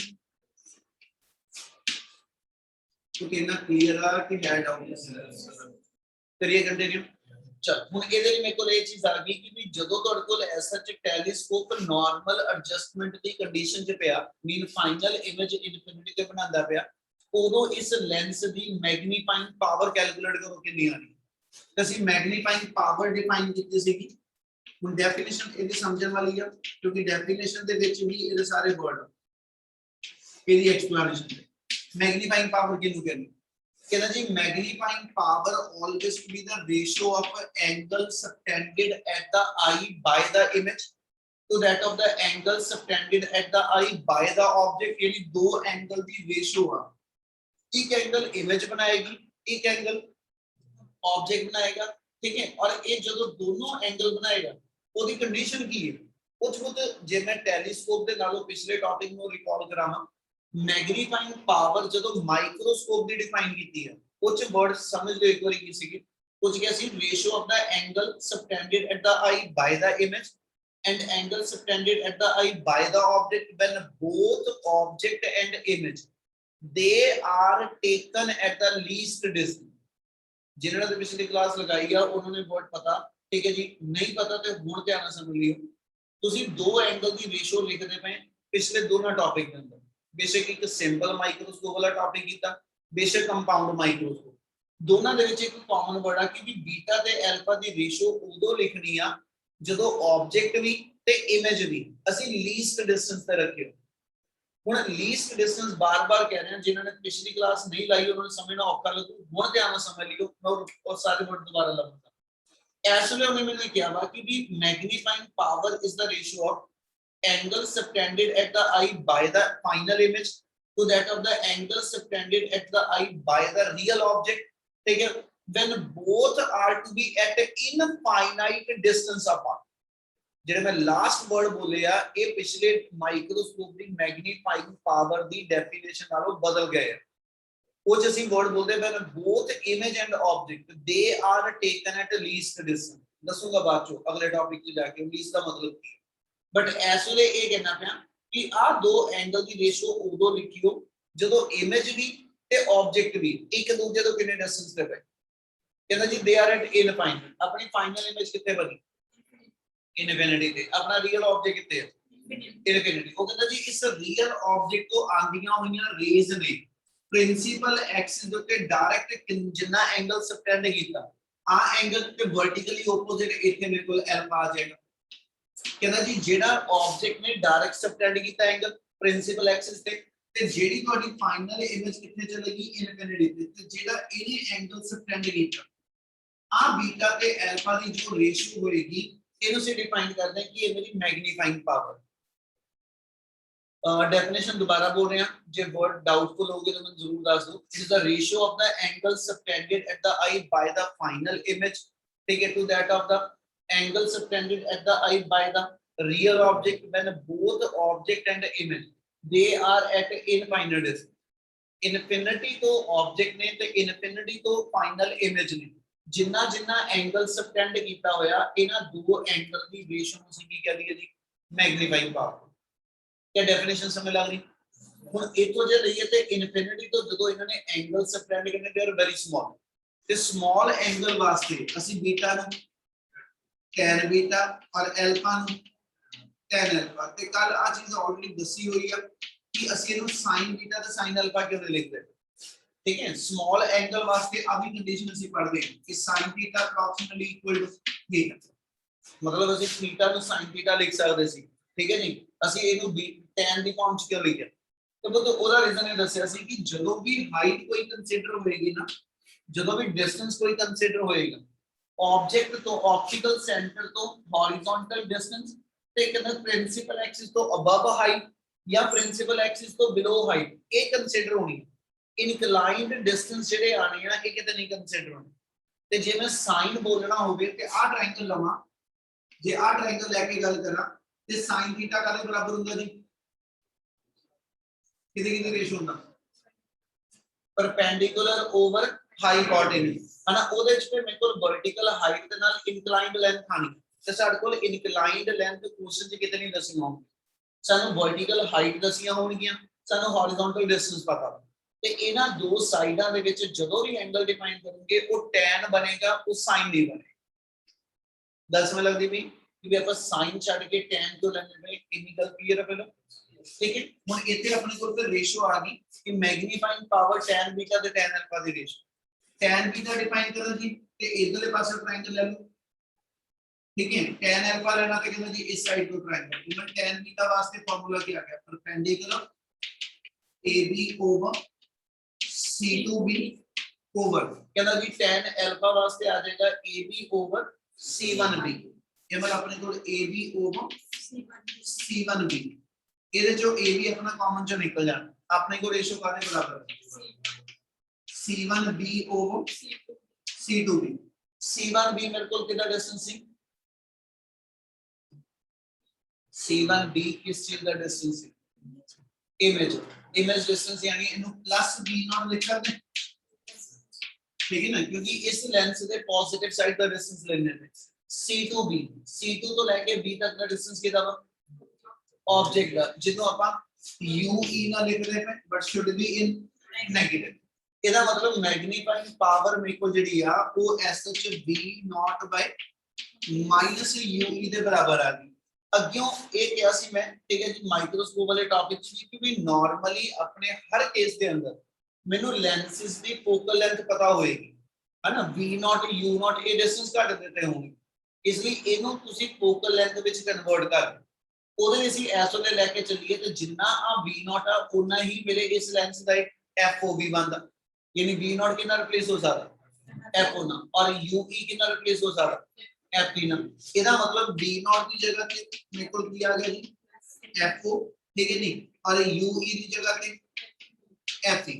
ਹੁਣ ਪੁੱਤ ਇੱਥੇ ਇੱਕ ਹੋਰ ਧਿਆਨ ਰੱਖ ਲਿਓ, ਆ ਮਾਈਨਸ FE ਕਰਕੇ ਨਹੀਂ ਆਇਆ, ਆ ਮਾਈਨਸ FE ਕਰਕੇ ਨਹੀਂ ਆਇਆ। ਨਾਰਮਲੀ ਇੱਕ ਗਲਤੀ ਲੱਗਦੀ कि इस लेंस की फोकल लेंथ माइनस लेती है, ये लेंस केड़ा वा कन्वेक्स। ते मैं बार-बार एक चीज कई बार रिपीट कीती है, जदों तक मेरे क्वेश्चन च फर्स्ट प्रिंसिपल फोकस ते सेकंड प्रिंसिपल फोकस वर्ड नहीं आंदे, उदों तक कन्वेक्स लेंस दी फोकल लेंथ हमेशा पॉजिटिव आ, कनकेव दी फोकल लेंथ नेगेटिव। ते अपने दोनों लेंस केड़े आ कन्वेक्स, इसलिए ए भी फोकल लेंथ प्लस च वा ते आ भी फोकल लेंथ प्लस दे विच। ये माइनस यू करके आया पर नेगेटिव साइन कहता इंडिकेट की करदा, ते नेगेटिव साइन हमेशा मेनू ये इंडिकेट करेगा कि तुम्हारी फाइनल इमेज इन्वर्टेड बनेगी विद रिस्पेक्ट टू ऑब्जेक्ट। हुणे मैं लाइन चुकी कितों कि भी ਇਹਦੇ ਮਾਈਨਸ ਸਾਈਨ ਅਸੀਂ ਕਿੱਦਾਂ ਦੱਸ ਦਈਏ कि भी फाइनल इमेज ਪੁੱਠੀ ਬਣੀ ਆ ਸਿੱਧੀ ਨਹੀਂ ਬਣੀ। ਉਹਦੇ ਲਈ ਆਪਾਂ ਵਰਡ ਇਥੋਂ ਲੈਣ ਲੱਗੇ, 10th ਵਿੱਚ ਪੜਿਆ ਹੋਇਆ m ਦਾ ਫਾਰਮੂਲਾ ਹੁੰਦਾ h2 h1 v/, एक पासे मैग्निफिकेशन हाइट ऑफ इमेज ते height of object the ratio और ते दूसरे पासे डिस्टेंस ऑफ इमेज ते distance of object the ratio. जदों भी m दा कोई साइन डिफाइन करेंगे कि भी m प्लस या कि m माइनस या, ठीक है ना, वो हमेशा h2 दा साइन होए। ये दिमाग च रखिए जो दसदा पे मैंने उन्होंने कहा जी m = -3। नाउ टेल मी कि भी लेंथ ते नाल ही मैंने ये भी दसो कि भी इमेज किस नेचर दी। ਹੁਣ m ਦੀ ਵੈਲਿਊ ਮੈਨੂੰ ਨੇ -3 ਕਹੀ ਹੋਵੇ ਤੇ ਮੈਨੂੰ ਬੱਚੇ ਇਥੋਂ ਦੋ ਚੀਜ਼ਾਂ ਮਿਲੀਆਂ, ਮਾਈਨਸ ਸਾਈਨ ਜੋ ਹੋਏਗਾ ਇਹ h2 ਦਾ ਸਾਈਨ। ਕਿਉਂ? ਨਾਰਮਲੀ ਹਰ ਨਾਰਮਲ ਕੇਸ ਦੇ ਅੰਦਰ ਜਦੋਂ ਤੱਕ ਕੋਈ ਸਪੈਸ਼ਲ ਕੇਸ ਨਹੀਂ ਬਣੇਗਾ ਤੁਹਾਡੇ ਲਈ ਆਬਜੈਕਟ ਹਮੇਸ਼ਾ ਜਿਹੜਾ ਅਬਵ ਦਾ ਪ੍ਰਿੰਸੀਪਲ ਐਕਸਿਸ ਹੋਏਗਾ, ਯਾਨੀ h1 ਹਮੇਸ਼ਾ ਹੀ ਮੇਰਾ ਪੋਜ਼ਿਟਿਵ ਹੋਏਗਾ, ਤੇ ਜੇ m ਨੈਗੇਟਿਵ ਹੈ ਨਾ ਤੇ h2 ਨੈਗੇਟਿਵ, ਜੇ m ਪੋਜ਼ਿਟਿਵ ਹੈ ਤੇ h2 ਮੇਰਾ ਪੋਜ਼ਿਟਿਵ, ਯਾਨੀ ਜੋ ਸਾਈਨ m ਦਾ ਆਏਗਾ ਨਾ वो एक्चुअल साइन के बाहर वाली h2 ਦਾ, ਤੇ ਜੇ h2 नेगेटिव है ਤੇ h2 भी h2 नेगेटिव ਦਾ मतलब क्या है कि भी अपने को ਆਪਾਂ इमेज ਜਿਹੜੀ ਉੱਤੇ ਲੱਗਦਾ ਹੈ प्रिंसिपल एक्सिस ਦੇ ਥੱਲੇ ਹੋਏਗੀ। ਗੱਲ ਸਮਝ ਲੱਗਦੀ ਹੈ? कोई ऑनलाइन वाले हो आज समझ आ रहा है जो दस रहे? Yes sir. यस तो m ਦਾ ਜਿਹੜਾ ਸਾਈਨ ਹੈਗਾ ਇਹ ਦਿਮਾਗ 'ਚ ਰੱਖ ਲਓ, m ਦਾ ਸਾਈਨ ਹਮੇਸ਼ਾ ਕਿਹਦਾ ਸਾਈਨ ਬਣਨਾ h2, ਤੇ ਜੇ m ਮਾਈਨਸ ਆ ਤੇ h2 ਮਾਈਨਸ ਆ। ਹਾਈਟ 네ਗੇਟਿਵ ਕਦੋਂ ਬਣਦੀ ਹੈ? ਜਦੋਂ ਇਮੇਜ ਰੀਅਲ ਆ ਕਿ ਵਰਚੁਅਲ। ਵਰਚੁਅਲ ਕਿੰਨਾ ਲੜੇ ਵਰਚੁਅਲ ਲਈ ਅਸੀਂ ਵਰਡ ਬੋਲਦੇ ਵਰਚੁਅਲ ਐਂਡ ਇਰੈਕਟ, ਤੇ ਰੀਅਲ ਅਸੀਂ ਬੋਲਦੇ ਰੀਅਲ ਐਂਡ ਇਨਵਰਟਡ। एमल ਜਿਹੜੀ ਰੀਅਲ ਇਮੇਜ ਉਹ ਹਮੇਸ਼ਾ ਪੁੱਠੀ ਬਣਦੀ ਤੇ ਜਿਹੜੀ ਵਰਚੁਅਲ ਇਮੇਜ ਉਹ ਹਮੇਸ਼ਾ ਮੇਰੇ ਕੋਲ ਇਰੈਕਟ ਯਾਨੀ ਸਿੱਧੀ ਬਣਦੀ। ਤੇ ਜੇ h2 네ਗੇਟਿਵ ਆ ਤੇ h2 네ਗੇਟਿਵ ਕਦੋਂ ਹੋਏਗਾ? ਜੇ ਹਾਈਟ ਬਿਲੋ ਦਾ ਪ੍ਰਿੰਸੀਪਲ ਐਕਸਿਸ ਕੇ ਅਬਵ ਦਾ ਬਿਲੋ, ਤੇ ਬਿਲੋ ਹਮੇਸ਼ਾ ਹਾਈਟ ਕਿਹੜੀ ਆਣੀ ਹੈ 네ਗੇਟਿਵ, ਤੇ ਜੇ ਉਹ 네ਗੇਟਿਵ ਆ ਤੇ ਫਿਰ ਉਹ ਇਮੇਜ ਕਿਹੜੀ ਹੈ ਰੀਅਲ ਇਮੇਜ ਹੈ। ਮਤਲਬ ਜੇ ਮੰਨ ਲਓ ਮੈਨੂੰ ਕਿਤੇ ਕੁਐਸਚਨ ਨੇ ਆ ਵਰਡ ਕਿਹਾ ਕਿ m-3 ਹੈ ਹਨਾ, ਦੱਸੋ ਜੀ ਲੈਂਸ ਕਿਹੜਾ, ਤੇ ਮੈਨੂੰ ਇਤੋਂ ਪਤਾ ਲੱਗ ਗਿਆ ਕਿ ਵੀ ਹਾਈਟ 네ਗੇਟਿਵ ਦਾ ਮਤਲਬ ਆ ਇਮੇਜ ਰੀਅਲ। ਹੁਣ ਰੀਅਲ ਇਮੇਜ ਕਿਹੜਾ ਲੈਂਸ ਬਣਾਉਂਦਾ? ਕਨਵੈਕਸ ਕੇ ਕਣਗੇ ਇਹਦਾ ਜੋ ਬਣਾਉਂਦਾ ਹੀ ਕਨਵੈਕਸ। ਹਾਂ ਹੁਣ ਅਗਲੇ ਨਾਲ ਇੱਕ ਵਰਡ ਐਡ ਕਰਨਾ, ਮੰਨ ਲਓ m ਦੀਆਂ ਦੋ ਵੈਲਿਊਜ਼ ਦਿੱਤੀਆਂ +3 ਤੇ ਇੱਕ ਹੋਣੀ ਹੈ ਜੀ +0.3। ਉਹ ਕਹਿੰਦਾ ਦੱਸੋ ਦੋਨੋਂ ਕੇਸਿਸ ਦੇ ਅੰਦਰ ਮੇਰੇ ਕੋਲ ਨੇਚਰ ਆਫ ਇਮੇਜ ਵੀ ਦੱਸੋ, ਨੇਚਰ ਆਫ ਲੈਂਸ ਵੀ ਦੱਸੋ, ਠੀਕ ਹੈ। ਤੇ ਜੇ ਮੈਂ m+3 ਰੱਖਣਾ, ਪਹਿਲੀ ਗੱਲ ਤੇ ਇਹ ਪਲੱਸ ਕੀ ਹੋਇਆ m प्लस आ, m प्लस का मतलब की प्लस होया h2 प्लस कदों हो जे हाइट अबव द प्रिंसिपल है, अबव द प्रिंसिपल वर्चुअल, ठीक है जी। इना दोनों च एक चीज दा कंफर्म है कि भी दोनों केस इमेज केड़ी है वर्चुअल। पहले case they which value greater than 1 है ना, जे वैल्यू ग्रेटर देन 1 है ते इमेज h2 h1 तो बड़ा होया, इमेज वर्चुअल भी है ते बड़े साइज च भी, ते जबकि दूसरे केस की है 0.3 ਦਾ ਮਤਲਬ 3/10 ਬਣੇ। ਇਹਦਾ ਮਤਲਬ ਇਮੇਜ ਛੋਟੀ ਆ ਤੇ ਆਬਜੈਕਟ ਵੱਡਾ, ਤੇ ਜੇ ਇਮੇਜ ਛੋਟੀ ਤੇ ਆਬਜੈਕਟ ਵੱਡਾ ਪਰ ਇਮੇਜ ਵਰਚੁਅਲ, ਕਹਿੰਦਾ ਜੇ ਕਿਹੜਾ ਲੈਂਸ ਤੇ ਹੁਣ ਇੱਥੇ ਦਿਮਾਗ ਚ ਰੱਖ ਲਓ ਕਿ ਜਦੋਂ ਕਨਵੈਕਸ ਵਰਚੁਅਲ ਬਣਾਉਂਦਾ ਕਨਵੈਕਸ ਲੈਂਸ ਰੀਅਲ ਔਰ ਵਰਚੁਅਲ ਦੋਨੋਂ ਕੇਸ ਦਿੰਦਾ ਕਨਕੇਵ ਲੈਂਸ ਕੱਲੀ ਵਰਚੁਅਲ ਉਹਦੇ ਇਹ ਸਾਰੀਆਂ ਚੀਜ਼ਾਂ 10th ਵਾਲੀਆਂ ਰਿਕਾਲ ਕਰਦੇ ਠੀਕ ਹੈ ਜੀ ਕਨਵੈਕਸ ਦੇ ਅੰਦਰ ਵਰਚੁਅਲ ਤੇ ਰੀਅਲ ਦੋਨੋਂ ਬਣਦੀਆਂ ਪਰ ਕਨਵੈਕਸ ਦੇ ਵਿੱਚ ਵਰਚੁਅਲ ਤੇ ਕਨਕੇਵ ਦੀ ਵਰਚੁਅਲ ਚ ਫਰਕ ਕਿੱਥੇ ਕਹਿੰਦਾ ਜੀ ਕਨਕੇਵ ਦੇ ਵਰਚੁਅਲ ਜਦੋਂ ਬਣਦੀ ਉਹ ਹਮੇਸ਼ਾ ਮੇਰੇ ਕੋਲ ਸਮਾਲਰ ਇਨ ਸਾਈਜ਼ ਹੋਏਗੀ ਜਦਕਿ ਕਨਵੈਕਸ ਦੀ ਵਰਚੁਅਲ ਹਮੇਸ਼ਾ ਮੇਰੇ ਕੋਲ ਉਹ ਮੈਗਨੀਫਾਈਡ ਯਾਨੀ ਆਸ ਵੈਲਿਊ ਮੈਨੂੰ ਫਿਰ ਦੱਸ ਦੂ ਕਿ ਇਮੇਜ ਵੱਡੀ ਬਣੀ ਹੈ ਤੇ ਵਰਚੁਅਲ ਬਣੀ ਤੇ ਵਰਚੁਅਲ ਤੇ ਵੱਡੀ ਇਮੇਜ ਦੇ ਲੈਂਸ ਕਿਹੜਾ ਹੋ ਗਿਆ ਕਹਿੰਦਾ ਜੀ ਕਨਵੈਕਸ ਤੇ ਜੇ ਇਹਦੇ ਵਿੱਚ ਵਰਚੁਅਲ ਦੇ ਨਾਲ ਛੋਟੀ ਇਮੇਜ ਆ ਇਹਦਾ ਲੈਂਸ ਕਿਹੜਾ ਹੋ ਗਿਆ ਕਰੀ ਉਹੀ ਵਰਡ ਇੱਥੇ ਲੈ ਕੇ ਚੱਲਦਾ ਪਿਆ ਕਿ ਜੇ m ਦਾ ਸਾਈਨ ਮੇਰਾ ਕੱਚ ਆਇਆ ਨੈਗੇਟਿਵ ਤਾਂ ਤੁਸੀਂ ਇਹਨੂੰ ਇਹ ਤੋਂ ਸੋਚੋਗੇ m ਨੈਗੇਟਿਵ ਦਾ ਮਤਲਬ ਹੈ h2 ਨੈਗੇਟਿਵ ਆਉ h2 ਨੈਗੇਟਿਵ ਦਾ ਮਤਲਬ ਹੈ ਮੇਰੀ ਇਮੇਜ ਕਿਹੜੀ ਬਣੀ ਜੀ ਰੀਅਲ ਹੈ ਕਿਉਂਕਿ ਉਹ ਇਨਵਰਟਡ ਇਮੇਜ ਤੇ ਇਨਵਰਟਡ ਮੀਨ ਅਸੀਂ ਇਹ ਦੱਸ ਸਕਦੇ ਕਿ ਫਾਈਨਲ ਇਮੇਜ ਇਨਵਰਟਡ ਹੋਏਗੀ with respect to original object ਇਨੀ ਗੱਲ ਕਲੀਅਰ ਹੁਣ ਆਪਣਾ ਜਿਹੜਾ ओरिजिनल ਆਬਜੈਕਟ ਆ ਉਹ ਕਿਹੜੀ ਸ਼ੇਪ ਚ ਆ ਐਸ ਵਾਲਾ ਟੈਲੀਸਕੋਪ ਕਿਹੜੇ ਕੰਮ ਚ ਲਾਇਆ ਹੋਇਆ स्पेशियल ऑब्जेक्ट ਨੂੰ ਦੇਖੂਗੇ ਐਸਟ੍ਰੋਨੋਮਿਕਲ ਟੈਲੀਸਕੋਪ ਸਪੇਸ ਦੇ ਆਬਜੈਕਟ ਦੇਖ ਰਿਹਾ ਤੇ ਸਪੇਸ਼ਲ ਆਬਜੈਕਟ ਸਾਰੇ ਕਿਹੜੀ ਸ਼ੇਪ ਚ ਸਫੀਅਰ ਸਫੈਰਿਕਲ ਤੇ ਇਸ ਕਰਕੇ ਕਹਿੰਦਾ ਜੀ ਉਹਦੇ ਚ ਫਿਰ ਇਮੇਜ ਪੁੱਠੀ ਦਿਖੇ ਜਾਂ ਸਿੱਧੀ ਦਿਖੇ ਕਹਿੰਦਾ ਜੀ ਉਹ ਮੈਟਰ ਹੀ ਨਹੀਂ ਕਰਦਾ क्या आप पहला केस क्लियर है ਇਹਦਾ ਸੈਕੰਡ ਕੇਸ ਚ ਜਾਊਂਗਾ ਉਸ ਤੋਂ ਪਹਿਲਾਂ ਜੇ ਇਹਨੇ ਕੋਈ ਡਾਊਟ ਆ ਤਾਂ ਮੈਂ ਇੱਕ ਵਾਰ ਜ਼ਰੂਰ ਦੱਸ ਦੂੰ ਮੁਝੇ ਇਹਨਾਂ ਸਮਝ ਲੱਗਿਆ ਬੇਟਾ एस्ट्रोनॉमिकल टेलीस्कोप ਦਾ ਪਹਿਲਾ case normal adjustment of telescope ਉਹ ਕੰਪਲੀਟ ਕਰਦਾ ਪਿਆ ਜੇ ਇੰਨਾ ਕਲੀਅਰ ਤਾਂ ਮੈਨੂੰ ਬੋਲੋ ਜੇ ਹੈ ਕੁਝ ਪੁੱਛਣਾ ਤਾਂ ਦੱਸੋ ਇੰਨਾ ਕਲੀਅਰ ਕਰੀਏ ਕੰਟੀਨਿਊ ਚਲ फोटो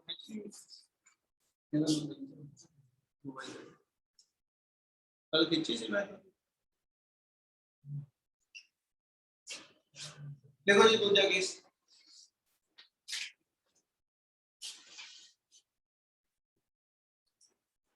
ये सेकंड केस बना लो लिखो बेटा एस्ट्रोनॉमिकल टेलीस्कोप का सेकंड केस आएगा when final image is at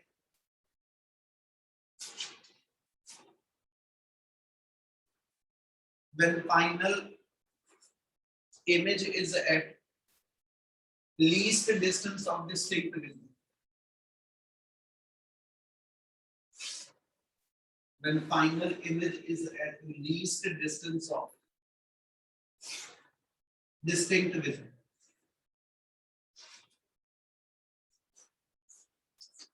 When final image is at least distance of distinct vision. ਤੁਸੀਂ ਫਿਗਰ ਦੁਬਾਰਾ ਬਣਾਣੀ ਹੈ ਲੇਕਿਨ ਆਪਣੇ ਨੂੰ ਲਿਖੇ ਹੋਣੇ ਦੇਖੋ in this case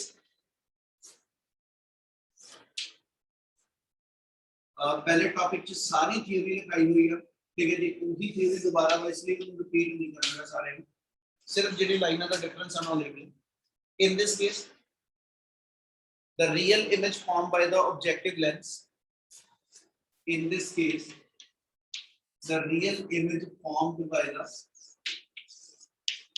objective lens will act as a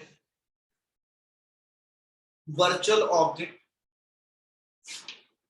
will act as a virtual object will act as a virtual object for the setting virtual object for the eye lens virtual object for the eye lens so with the help of a rack and pinion arrangement with the help of rack and pinion arrangement RACK with the help of a rack and pinion arrangement this object is to be adjusted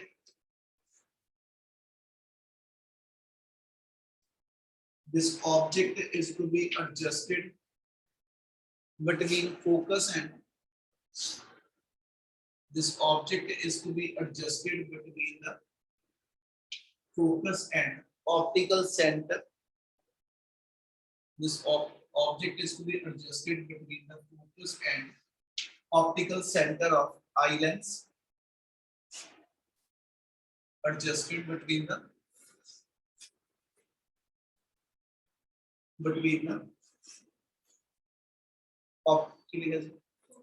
focus and between the focus and optical center of eye lens, as shown in the ray diagram. As shown in the ray diagram.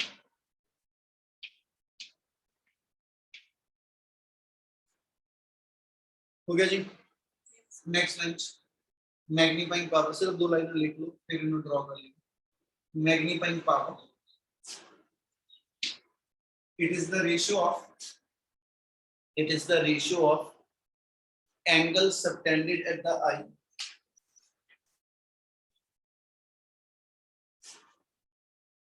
is the ratio of angle subtended at the eye by the final image. Angle subtended at the eye by the final image. Formed at least distance of distinct vision.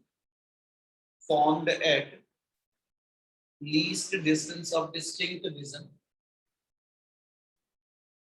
Formed at least distance of distinct vision to that of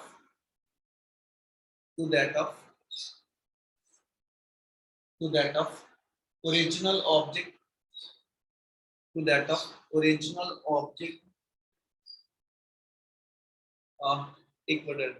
of angle subtended by the original object, to that of angle subtended by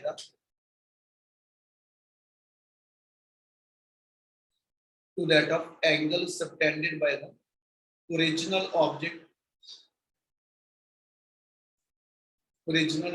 at infinity. Original object at infinity when seen directly.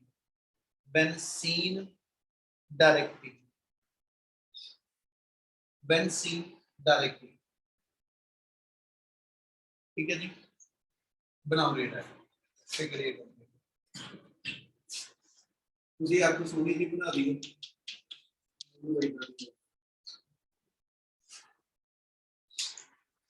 रे diagram बना लो बेटा पहले.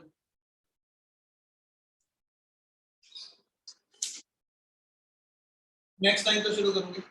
Therefore magnifying power, therefore m equal to beta by alpha.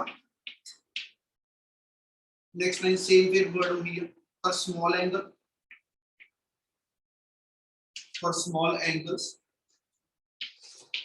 m equal to tan beta by tan alpha.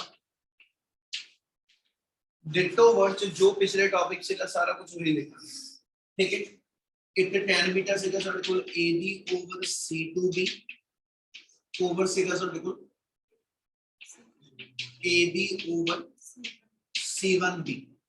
ठीक है, ab cancel out करके आपने को m का फार्मूला आया सीगा m equal to c1b over c2b और यदि वैल्यू बनी सी कि सारे को c1b से का प्लस b नॉट ओवर से का माइनस ue. ਹੁਣ ਇਹ ਤੋਂ ਤੁਸੀਂ ਸਮਝਿਓਗੇ ਪਹਿਲਾਂ. ਠੀਕ ਹੈ ਜੀ, ਫਿਰ ਅੱਗੇ ਕੰਪਲੀਟ ਕਰ ਦੇਣਾ. ਆ ਸਟੈਪ ਹੁਣ ਸਮਝ ਲਓ. ਇਹ ਤੋਂ ਚੇਂਜ ਕਿੱਥੇ ਕੀਤੀ ਹੈ. ਕਹਿੰਦਾ ਬੱਚੇ ਸੈਕਿੰਡ ਕੇਸ में मैंने किया कि फाइनल इमेज कितने प्लॉट करो. इनफिनिटी नहीं होनी चाहिए. Image should B form eight the least distance. गल समझ लिए ध्यान ਨਾਲ. ਜੇ ਪਿਛਲਾ ਨਹੀਂ ਵੀ ਸਮਝਿਆ ਤਾਂ ਹੁਣ ਸਮਝੋਗੇ ਤਾਂ ਸਮਝ ਆ ਜਾਏਗੀ. ਲੀਸਟ ਡਿਸਟੈਂਸ ਕਿਹਨੂੰ ਕਹਿੰਦੇ. ਮੈਂ ਆ ਕਹਿ ਰਿਹਾ ਕਿ ਮੇਰੇ ਹੱਥ 'ਚ ਜਿਹੜਾ ਟੈਲੀਸਕੋਪ ਪੜਿਆ ਹੋਇਆ ਹੈ ਨਾ, ਇਹਦੇ ਨਾਲ ਮੈਂ ਕਿਸੇ ਆਬਜੈਕਟ ਨੂੰ ਜਦੋਂ ਵਿਊ ਕਰਦਾ ਹਾਂ, ਇਸ ਆਬਜੈਕਟ ਨੇ ਯਾਨੀ ਇਸ ਆਈ ਲੈਂਸ ਨੇ ਇਹਦੀ ਇਮੇਜ ਆਪਣੇ ਬੈਕ ਐਂਡ ਦੇ ਉੱਤੇ ਦਿੱਤੀ ਹੈ, ਪਰ ਇਹ ਇਮੇਜ ਅੱਗਿਓਂ ਮੁੜ ਕੇ ਮੇਰੇ ਅੱਖ ਦੇ ਲੈਂਸ ਵਾਸਤੇ ਆਬਜੈਕਟ ਬਣੇ.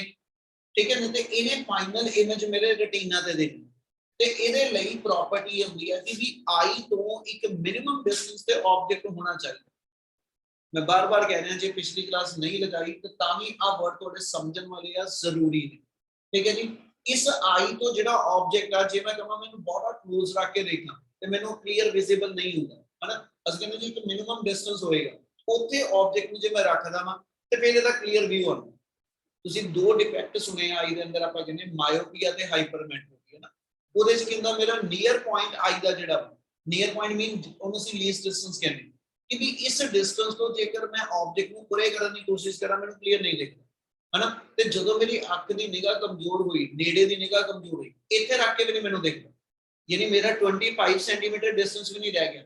ਫਿਰ ਮੈਂ 30 ਤੇ ਕਰਦਾ, ਮੈਂ ਕਿਹਾ ਹਾਂ ਹੁਣ ਸਾਫ਼ ਪੜ ਹੋ ਰਿਹਾ। ਇਹਦਾ ਮਤਲਬ ਆ ਤੁਹਾਡਾ ਜਿਹੜਾ ਲੀਸਟ ਡਿਸਟੈਂਸ ਆ ਨਾਰਮਲ ਵਿਜ਼ਨ ਵਾਸਤੇ ਉਹ 25 ਸੈਂਟੀਮੀਟਰ। ਉਹਦੇ ਲਈ ਅਸੀਂ ਕਹਿੰਦੇ ਆਬਜੈਕਟ ਘੱਟੋ ਘੱਟ ਇੰਨੇ ਡਿਸਟੈਂਸ ਤੇ ਆਵੇ, ਫਿਰ ਇਹਦੀ ਕਲੀਅਰ ਇਮੇਜ ਮੇਰੇ ਰੈਟੀਨਾ ਤੇ ਬਣਦੀ।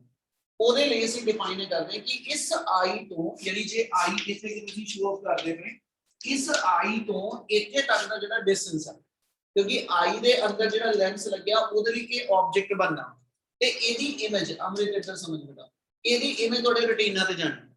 ਤੇ ਇਸ ਆਈ ਤੋਂ ਇਹਦਾ ਡਿਸਟੈਂਸ ਜਿਹੜਾ ਇਹਨੂੰ ਅਸੀਂ 25 ਸੈਂਟੀਮੀਟਰ ਕਹਿੰਦੇ, ਪਰ ਇੱਥੇ ਅਸੀਂ ਇਹ ਲਿਖ ਦਿੱਤਾ ਕਿ ਜਿਹੜਾ ਇਸ ਲੈਂਸ ਤੋਂ ਇੱਥੇ ਤੱਕ ਦਾ ਇਮੇਜ ਡਿਸਟੈਂਸ ਆ ਉਹ 25 ਆ। ਉਹਦਾ ਕਾਰਨ ਇਹ ਲਿੱਤਾ ਸੀ ਕਿ ਵੀ ਇਸ ਲੈਂਸ ਤੋਂ ਠੀਕ ਹੈ ਤੇ ਤੁਹਾਡੇ ਆਈ ਦੇ ਅੰਦਰ ਅਸੀਂ ਆ ਵਿਚਲਾ ਗੈਪ ਕੋਈ ਨਹੀਂ ਕੰਸੀਡਰ ਕਰ, ਯਾਨੀ ਵੀ ਆਰ ਕੰਸੀਡਰਿੰਗ ਕਿ gap between I piece and I lens, ਹਨਾ, ਇਹ ਮੇਰਾ ਇਗਨੋਰ ਹੋਵੇ, ਠੀਕ ਹੈ ਨਾ। ਇਸ ਲਈ ਜਿਹੜਾ ਆ ਆਈ ਦਾ ਲੈਂਸ ਆ ਇਹ ਅਸੀਂ ਨਾਲ ਹੀ ਜੋੜ ਕੇ ਇੱਥੇ ਸੋਚਦਾ ਕਿ ਵੀ ਇੱਥੇ ਤੁਹਾਡੀ ਆਈ ਪੀਸ ਲੱਗਾ ਤੇ ਇਸ ਲੈਂਸ ਤੋਂ ਇੱਥੇ ਤੱਕ ਡੀ ਡਿਸਟੈਂਸ ਤੇ ਇਸ ਲੈਂਸ ਤੋਂ ਇੱਥੇ ਤੱਕ ਵੀ ਡਿਸਟੈਂਸ, ਇਹ ਦੋਨੋਂ ਦੇ ਦੋਨੋਂ ਸਾਡੇ ਆਪਸ ਕੀ ਕਹਿੰਦੇ ਨੇ ਇਕੁਅਲ ਹੈ। ਇਸ ਲਈ v ਨੂੰ ਅਸੀਂ d ਨਾਲ ਰਿਪਲੇਸ ਕਰ ਦਿੰਦੇ ਹਾਂ। ਉੱਤੇ ਬਾਰ-ਬਾਰ ਕਹਿ ਰਿਹਾ ਚੀਜ਼ ਸਮਝਣ ਵਾਲੀ ਆ ਕਿ ਇਸ C2 ਤੋਂ ਇੱਥੇ ਤੱਕ ਦਾ ਡਿਸਟੈਂਸ VE ਆ, ਇਹ d ਨਹੀਂ ਹੈਗਾ, ਠੀਕ ਹੈ। d ਦਾ ਕਨਸੈਪਟ ਕਦੋਂ ਅਸੀਂ ਦਿੰਦੇ ਪਏ ਕਿ ਜਦੋਂ ਫਾਈਨਲ ਇਮੇਜ ਤੁਹਾਡੇ ਆਈ ਦੇ ਲੈਂਸ ਤੋਂ ਕਿੰਨੇ ਡਿਸਟੈਂਸ ਤੇ ਆ ਕੇ ਬਣੇ, ਕਹਿੰਦਾ ਜੇ ਕਿੰਨਾ ਲੀਸਟ ਡਿਸਟੈਂਸ ਤੇ, ਇਹਦਾ ਮਤਲਬ ਤੁਹਾਡੇ ਆਈ ਦੇ ਲੈਂਸ ਤੋਂ ਇੱਥੇ ਤੱਕ ਦਾ ਡਿਸਟੈਂਸ ਜਿਹੜਾ ਵਾ ਇਹ ਲੀਸਟ ਡਿਸਟੈਂਸ ਹੈ, ਠੀਕ ਹੈ ਜੀ। ਇਹ ਅੱਖ ਵਾਸਤੇ ਆਬਜੈਕਟ ਬਣ ਗਿਆ, ਫਿਰ ਇਹਦੀ ਇਮੇਜ ਮੇਰੇ ਅੱਖ ਦੇ ਰੈਟੀਨਾ ਤੇ ਜਾ ਕੇ ਕਹਿੰਦਾ ਜੀ ਬਣਦੀ। ਉਹਦੇ ਲਈ ਮੇਰੇ ਅੱਖ ਤੋਂ ਇਹ ਆਬਜੈਕਟ ਜਿਹੜਾ ਵਾ ਨਾ ਉਹ 25 ਤੇ ਹੋਣਾ ਚਾਹੀਦਾ, ਤੇ ਅਸੀਂ ਇਹ ਅਸਿਊਮ ਕਰ ਲਿਆ ਕਿ ਵੀ ਆਈ ਲੈਂਸ ਤੇ ਆਈ ਪੀਸ ਨਾਲੋਂ ਨਾਲ ਜੁੜੇ ਹੋਏ ਆ। ਇਸ ਕਰਕੇ ਇਥੋਂ C2 ਤੋਂ ਜਿਹੜਾ V ਡਿਸਟੈਂਸ ਬਣੇਗਾ, ਉਸੇ C2 ਤੋਂ V ਡਿਸਟੈਂਸ ਨੂੰ ਤੁਸੀਂ ਕੀ ਨਾਮ ਦੇ ਦਿਓ D। ਆ ਪਹਿਲੀ ਗੱਲ ਕਲੀਅਰ। ਦੂਜਾ ਵਰਡ, ਜੇ ਮੈਂ ਇਹ ਇਮੇਜ ਇੱਥੇ ਲੀਸਟ ਡਿਸਟੈਂਸ ਤੇ ਇਸ ਲੈਂਸ ਤੋਂ ਬਣਾਣੀ ਹੈ, ਉਹਦੇ ਲਈ ਤੁਹਾਡਾ ਇਹ ਆਬਜੈਕਟ ਜਿਹੜਾ ਵਾ ਹਨਾ between focus and optical centre ਹੋਣਾ ਚਾਹੀਦਾ। ਪਿਛਲੇ ਕੇਸ ਅਸੀਂ ਫਾਈਨਲ ਇਮੇਜ ਕਿੱਥੇ ਬਣਾਈ ਸੀ ਇਨਫਿਨਿਟੀ, ਤੇ ਜਦੋਂ ਇਹਦੇ ਲਈ ਆਪਾਂ ਇਮੇਜ ਇਨਫਿਨਿਟੀ ਤੇ ਲੈ ਕੇ ਜਾਣੀ ਸੀ ਤੇ ਇਹਦੇ ਲਈ ਆਬਜੈਕਟ ਜਿਹੜਾ ਸੀ ਉਹ ਇਸ ਲੈਂਸ ਦੇ ਫੋਕਸ ਤੇ ਸੀ। ਇਸੇ ਪੁਆਇੰਟ ਦਾ ਨਾਮ ਫਿਰ ਅਸੀਂ FP ਵੀ ਲਿਖਿਆ ਸੀ, ਪਰ ਹੁਣ ਅਸੀਂ ਕੀ ਕਹਿੰਦੇ ਪਏ ਰੈਕ ਐਂਡ ਪੀਨੀਅਨ ਅਰੇਂਜਮੈਂਟ। ਮੈਂ ਕੱਲ ਵੀ ਦੱਸਿਆ ਸੀ ਰੈਕ ਐਂਡ ਪੀਨੀਅਨ ਅਰੇਂਜਮੈਂਟ ਕਿਹਨੂੰ ਕਹਿੰਦੇ ਕਿ ਜਿਹੜਾ ਬਾਇਨਾਕੂਲਰ ਤੁਸੀਂ ਯੂਜ਼ ਕਰਦੇ ਪਏ ਉਹਦੇ ਚ ਇੱਕ ਅੱਗੇ ਵਾਲੇ ਪਾਸੇ ਮੋਟਾ ਆ ਗਿਆ ਲੈਂਸ, ਵੱਡਾ ਸਾਈਜ਼ ਦਾ ਆ ਗਿਆ, ਠੀਕ ਹੈ ਜੀ, ਤੇ ਦੂਜੇ ਪਾਸੇ ਇੱਕ ਛੋਟਾ ਵਾ। ਇਹ ਦੋਨੋਂ ਇੱਕ ਟਿਊਬ ਦੇ ਅੰਦਰ ਮੂਵ ਕਰਦੇ ਪਏ ਹਨਾ, ਇੱਕ ਸਕਰੂ ਦੇ ਨਾਲ ਤੁਸੀਂ ਇਹਨਾਂ ਵਿਚਲਾ ਡਿਸਟੈਂਸ ਜਿਹੜਾ ਉਹ ਐਡਜਸਟ ਕਰਦੇ, ਉਸ ਅਰੇਂਜਮੈਂਟ ਨੂੰ ਅਸੀਂ ਨਾਮ ਦਿੰਦੇ ਕਿ ਉਹ ਰੈਕ ਐਂਡ ਪੀਨੀਅਨ ਅਰੇਂਜਮੈਂਟ ਆ, ਜਿਹੜਾ ਲੈਂਸਿਸ ਦੇ ਵਿਚਲਾ ਡਿਸਟੈਂਸ ਜਿਹੜਾ ਉਹ ਐਡਜਸਟ ਕਰਾਂਗੇ। ਸੋ ਉਸ ਦੇ ਅਕੋਰਡਿੰਗਲੀ ਉਸ rack and ਪੀਨੀਅਨ arrangement the help ਨਾਲ ਤੁਸੀਂ ਇਸ ਆਬਜੈਕਟ ਨੂੰ ਜਿਹੜੀ ਪਹਿਲੇ ਲੈਂਸ ਦੀ ਕੀ ਸੀਗੀ ਇਮੇਜ ਸੀਗੀ, ਇਹਨੂੰ ਤੁਸੀਂ ਐਸ ਸੱਚ between focus and optical centre of the I lens ਲੈ ਕੇ ਨਾ, ਇੰਨੀ ਗੱਲ ਸਮਝ ਲੱਗੀ। ਉਹਦੇ ਨਾਲ ਇੱਥੇ ਫਰਕ ਕੀ ਪਿਆ ਕਿ ਵੀ ਇੱਥੋਂ ਲੈ ਕੇ ਇੱਥੇ ਤੱਕ ਦਾ ਡਿਸਟੈਂਸ ਜਿਹੜਾ ਸੀਗਾ ਇਹ UE ਸੀਗਾ, ਪਿਛਲੀ ਵਾਰੀ ਇਹੀ FE ਸੀਗਾ, ਹੁਣ ਇਹ UE ਤੇ ਹੈਗਾ ਵਾ ਪਰ ਹੁਣ ਇਹ FE ਨਹੀਂ ਹੈਗਾ। ਹੁਣ FE ਦੀ ਲੈਂਥ ਜਿਹੜੀ ਆ ਉਹ UE ਦੇ ਨਾਲੋਂ ਡਿਫਰ ਕਰਦੀ ਵੀ, ਇਸ ਲਈ UE ਨੂੰ ਇਸ ਵੇਲੇ FE ਦੇ ਬਰਾਬਰ ਨਹੀਂ ਆਪਾਂ ਲਿਖਿਆ, ਠੀਕ ਹੈ। ਇਸ ਲਈ ਹਾਂ ਇਧਰੋਂ ਹੁਣ ਵੀ BO FO ਦੇ ਬਰਾਬਰ ਹੈ, ਕਿਉਂਕਿ ਇਸ ਲੈਂਸ ਵਾਸਤੇ ਹੁਣ ਵੀ ਆਬਜੈਕਟ ਇਨਫਿਨਿਟੀ ਤੇ ਹੈ ਤੇ ਇਹਨੇ ਇਮੇਜ ਇਸ ਲੈਂਸ ਦੇ ਕਿੱਥੇ ਦਿੱਤੀ ਹੋਈ ਫੋਕਸ, ਇਸ ਲਈ ਇਹਦੇ ਲਈ ਜਿਹੜਾ BO ਉਹ FO ਹੁਣ ਵੀ ਹੋਏਗਾ, ਇੱਥੇ BO ਹੁਣ ਵੀ FO ਹੋਏਗਾ, ਪਰ ਹੁਣ UE FE ਨਹੀਂ ਬਣੇਗਾ। देयरफॉर ਜੇ ਇੱਥੇ ਲਿਖਾਂ ਕਿ m ਦਾ ਫਾਰਮੂਲਾ ਆਪਣੇ ਕੋਲ ਕੀ ਆ ਗਿਆ ਜੀ FO ਓਵਰ ਮਾਈਨਸ UE, ਅੱਗੇ FE ਲਿਖਿਆ ਸੀ ਹੁਣ FE ਨਹੀਂ ਲਿਖਦਾ ਪਿਆ, ਕਿਉਂ ਨਹੀਂ ਲਿਖਿਆ ਕਿ ਗੱਲ ਸਮਝ ਲੱਗੀ। ਆ ਸਟੈਪ ਕਲੀਅਰ ਹੈ ਇਸ ਤੋਂ ਅੱਗੇ ਪਹਿਲਾਂ ਇੱਕ ਵਾਰੀ ਸਮਝ ਲਿਓ, ਦੂਸਰਾ ਸਟੈਪ ਹੈ ਗਿਆ। ਹੁਣ ਤੁਸੀਂ ਇਹਨੂੰ ਫਰਦਰ FE ਚ ਕਨਵਰਟ ਕਰਨਾ, ਤੇ FE ਚ ਕਨਵਰਟ ਕਰਨ ਲਈ ਤੁਸੀਂ ਇਸ ਆਈ ਲੈਂਸ ਦੇ ਉੱਤੇ ਲੈਂਸ ਫਾਰਮੂਲਾ ਅਪਲਾਈ ਕਰ, यानी ਆਪਾਂ ਇਸ ਤੋਂ ਅਗਲੇ ਸਟੈਪ ਬਣਾਈਏ ਤੇ we know that 1/v minus 1/u equal to 1/, ਉਹ ਕਹਿੰਦਾ ਜੀ ਇਹਨੂੰ ਇੱਕ ਵਾਰ ਸਮਝ ਲਓ, ਸਟੈਪ ਸਮਝਣ ਵਾਲੇ ਤੋਂ ਇਹਨੂੰ ਤੁਸੀਂ ਜਦੋਂ ਲੈਂਸ ਦੇ ਉੱਤੇ ਇਸ ਲੈਂਸ ਲਈ ਅਪਲਾਈ ਕਰਨਾ ਤੇ ਆਪਾਂ ਇਹ ਕਿਹਾ ਜੀ ਕਿ ਇਸ ਲੈਂਸ ਤੋਂ ਜਾਂ ਤੁਹਾਡੇ ਆਈ ਪੀਸ ਤੋਂ ਆ ਮੇਰੇ ਕੋਲ ਇਮੇਜ ਕਿੰਨੇ ਡਿਸਟੈਂਸ ਤੇ ਆਈ ਲੀਸ ਦੇ ਉੱਤੇ, ਇਹਦਾ ਮਤਲਬ v ਨੂੰ ਮੈਂ ਰਿਪਲੇਸ ਕਰਾਣਾ ਤੇ v ਨੂੰ d ਨਾਲ ਰਿਪਲੇਸ ਕਰ ਸਕਦਾ, और ਜਿਹੜਾ d डिस्टेंस ਆ ਇਹ ਵੀ ਮੇਰੇ ਅੱਖ ਵਾਲੇ ਲੈਂਸ ਦੇ ਅੱਗੇ ਆ ਕਿ ਪਿੱਛੇ ਆ, ਇਸ ਆਈ ਵਾਲੇ ਲੈਂਸ ਤੋਂ ਆ ਡਿਸਟੈਂਸ ਉਹਦੇ ਅੱਗੇ ਹੀ ਆਇਆ ਕਿ ਲੈਂਸ ਦੇ ਪਿੱਛੇ ਗਿਆ, ਅੱਗੇ ਨੂੰ, ਤੇ ਜਿਹੜਾ ਲੈਂਸ ਦੇ ਅੱਗੇ ਡਿਸਟੈਂਸ ਆਏਗਾ ਉਹ ਨੈਗੇਟਿਵ ਜਾਊ, ਇਹ ਮਤਲਬ v ਦੀ ਵੈਲਿਊ ਜਦੋਂ ਮੈਂ ਕੀ ਲਿਖਣੀ ਹੈ d, ਤੇ d ਮਾਈਨਸ ਲਿਖਿਆ ਜਾਏਗਾ, ਇਸ ਲਈ ਇੱਥੇ ਜੇ ਆਪਾਂ ਲਿਖੀਏ ਤਾਂ ਆਪਾਂ ਇੱਥੇ ਆ ਲਿਖ ਦਿੰਦੇ where v equal to -d, ਔਰ ਆਬਜੈਕਟ v ਇਸ ਲੈਂਸ ਵਾਸਤੇ ਇਹਦੇ ਅੱਗੇ ਸੀਗਾ, ਇਸ ਲਈ u ਦੀ ਵੈਲਿਊ ਜਿਹੜੀ ਮੇਰੀ -ue, ਤੇ ਲੈਂਸ ਕਿਹੜਾ ਵਾ ਜੀ ਕਨਵੈਕਸ ਆ, ਤੇ ਕਨਵੈਕਸ ਦੀ ਫੋਕਲ ਲੈਂਥ ਪਲੱਸ ਦੇ ਅੰਦਰ ਆ ਜਾਊ, ਇਹ ਮਤਲਬ v ਨੂੰ -d ਨਾਲ u ਨੂੰ -ue ਨਾਲ ਤੇ f ਨੂੰ +f ਨਾਲ ਜੇ ਇੱਥੇ ਸਬਸਟੀਟਿਊਟ ਕਰ ਦਵਾਂ ਤੇ ਆਪਣੇ ਕੋਲ ਮੈਗਨੀਫਾਈਂਗ ਪਾਵਰ ਦੇ ਫਾਰਮੂਲੇ ਚ ਤੇ ਵੈਲਿਊ ਬਣਾਵਾਂਗੇ 1/v ਦੀ ਥਾਂ ਤੇ ਆ ਗਿਆ -d -sh u ਵੀ ਥਾਂ ਤੇ -ue equal to 1/, ਕਿੰਨਾ ਜੀ +f, ਇਹਨਾਂ ਕਲੀਅਰ ਨੂੰ ਇੱਕ ਵਾਰੀ ਸਮਝ ਲੱਗਦਾ, ਦੋ ਸਟੈਪ ਹੈਗੇ ਥੋੜੇ ਸਮਝ, ਇਥੋਂ ਜਿਹਨੂੰ ਆਪਾਂ ਕੰਪਲੀਟ ਕਰੀਏ ਤੇ ਆ ਟਰਮ ਮੇਰੀ ਪਲੱਸ ਆ ਗਈ, ਠੀਕ ਹੈ ਜੀ, ਆਪਣੇ ਕੋਲ ਕੀ ਬਣ ਗਿਆ -1/d + 1/ue equal to 1/f, ਤੁਹਾਨੂੰ ਇੱਥੇ 1/ue ਦੀ ਵੈਲਿਊ ਚਾਹੀਦੀ ਹੈ, ਠੀਕ ਹੈ ਨਾ, ਜੇ ਨੂੰ ਮੈਂ ਫਰਦਰ ਸਿੰਪਲੀਫਾਈ ਕਰਨਾ ਤੇ ਮੈਨੂੰ ਆ 1/ue ਦੀ ਵੈਲਿਊ ਚਾਹੀਦੀ ਹੈ, ਇਹਦੇ ਲਈ ਆਪਾਂ ਸਾਰੇ ਸਟੈਪ ਬਣਾਣੇ, ਇਹ ਤੋਂ 1/ue ਕੱਢ ਲਓ, 1/ue ਦੀ ਵੈਲਿਊ ਆ ਗਈ ਜੀ 1/fe + 1/d, ਅਗਲਾ ਸਟੈਪ ਸਮਝ ਲਿਓ ਧਿਆਨ ਨਾਲ, ਬੁੱਕ ਚੌਖਾ ਕਰੂਗਾ, ਹੁਣ 1/ue ਦੀ ਵੈਲਿਊ ਜੇ ਮੈਂ ਫਰਦਰ ਸਿੰਪਲੀਫਾਈ ਕਰਨਾ ਨਾ ਆਪਾਂ ਇਹ ਕਰਨ ਲੱਗੇ ਇਸ ਪੂਰੀ ਇਕੁਏਸ਼ਨ ਨੂੰ ਰਾਈਟ ਹੈਂਡ ਸਾਈਡ ਤੇ fe ਨਾਲ ਮਲਟੀਪਲਾਈ ਕਰ ਲਓ, fe ਨਾਲ ਡਿਵਾਈਡ ਕਰ ਲਓ, ਜੇ ਨੂੰ ਮੈਂ fe ਨਾਲ ਮਲਟੀਪਲਾਈ ਕਰਾਂ ਤੇ fe ਨਾਲ ਡਿਵਾਈਡ ਵਾਲਾ fe ਮੈਂ ਬਾਹਰ ਲਾ ਲਿਆ, fe ਜਿਹਨਾਂ ਮਲਟੀਪਲਾਈ ਕੀਤਾ ਉਹ ਇਸ ਬ੍ਰੈਕਟ ਦੇ ਅੰਦਰ ਲੈ ਜਾਓ, यानी इस ਵੇਲੇ ਨੂੰ ਆਪਾਂ ਲਿਖਦਾ ਕਿ ਕਲੀਅਰ ਆ, fe ਜਿਹੜਾ ਅੰਦਰ ਲੈ ਕੇ ਗਏ ਇੱਥੇ ਸ਼ੋ ਆਫ ਕਰ ਲਓ, ਡਿਵਾਈਡ ਵਾਲਾ fe ਆਪਾਂ ਇਤੋਂ ਬਾਹਰ ਕੱਢ ਕੇ ਰੱਖ ਲਿਆ, ਆਪਣੇ ਕੋਲ ਅੰਦਰ ਸਟੈਪ ਕੀ ਬਣ ਗਿਆ 1/ue equal to 1/fe into 1 plus fe/d, ਉੱਤੇ ਮਾਈਕਰੋਸਕੋਪ ਦੇ ਅੰਦਰ ਇਦਾਂ ਦਾ ਹੀ ਫਾਰਮੂਲਾ ਹੈਗਾ, ਉੱਤੇ 1 plus d/fe ਹੈ, ਠੀਕ ਹੈ, ਇਹ ਧਿਆਨ ਰੱਖਿਓ, ਇਹ ਚ 1 plus fe/d ਬਣਦਾ, ਆ ਜਿੰਨੀ ਵੈਲਿਊ ਆ ਗਈ ਇਹ ਮੇਰੀ ਇਸ 1/ue ਦੀ ਆ ਗਈ, ਇਹਨੂੰ ਇੱਥੇ ਪੁੱਟ ਅਪ ਕਰ ਦਿਓ ਤੇ ਆਪਣੇ ਕੋਲ m ਦਾ ਫਾਰਮੂਲਾ ਡਿਫਾਈਨ ਕਰੋ, ਫਿਰ ਕੀ ਆਇਆ m equal to ਕੀ ਆ ਗਿਆ ਜੀ ਮਾਈਨਸ ਇੱਥੇ ਕੱਢ ਕੇ ਰੱਖ ਲੈਣੇ -f0, ਠੀਕ ਹੈ ਜੀ, ਇਧਰ ਬਾਹਰ ਆਪਣੇ ਕੋਲ ਕੀ ਆਇਆ ਜੀ fe into 1 plus fe/d, ਆ ਤੁਹਾਡੇ ਕੋਲ ਮੈਗਨੀਫਾਈਂਗ ਪਾਵਰ ਆਫ ਟੈਲੀਸਕੋਪ ਆ ਜਾਏਗੀ ਉਦੋਂ, ठीक है जी, उदों ਜਦੋਂ ਫਾਈਨਲ ਇਮੇਜ ਕਿੱਥੇ ਬਣੀ ਲੀਸ ਤੇ, ਜਦੋਂ ਆਪਣੇ ਕੋਲ ਫਾਈਨਲ ਇਮੇਜ ਸੀਗੀ ਇਨਫਿਨਿਟੀ ਤੇ ਆਪਣੀ ਮੈਗਨੀਫਾਈਂਗ ਪਾਵਰ ਦਾ ਫਾਰਮੂਲਾ ਸੀਗਾ FO/-f, ਹੁਣ ਆਈ FO/-fe ਇਨਟੂ a, ਹਨਾ, ਯਾਨੀ ਇਹ ਮਿਨੀਮਮ ਮੈਗਨੀਫਾਈਂਗ ਪਾਵਰ ਹੋਏਗੀ ਟੈਲੀਸਕੋਪ ਦੀ ਤੇ ਆ ਮੈਕਸਿਮਮ ਮੈਗਨੀਫਾਈਂਗ ਪਾਵਰ ਹੋਏਗੀ, ਕਿਸੇ ਵੇਲੇ ਨਿਊਮੈਰੀਕਲ ਚ ਵਰਡ ਇਹ ਹੋ ਸਕਦੇ calculate the minimum magnifying power of the telescope, ये मतलब नॉर्मल एडजस्टमेंट वाला केस बोलता है, मैक्सिमम मैग्नीफाइंग पावर कह रहे थे मेरे को ऐसा जो लीस्ट डिस्टेंस वाला केस, इतना समय लग रहा करो बच्चे, इतने स्टेप समय लग रहे पुत्र, Yes, sir. Yes, sir. Online वाले ने कर ही लिया होना, कंप्लीट कर लो जी ना।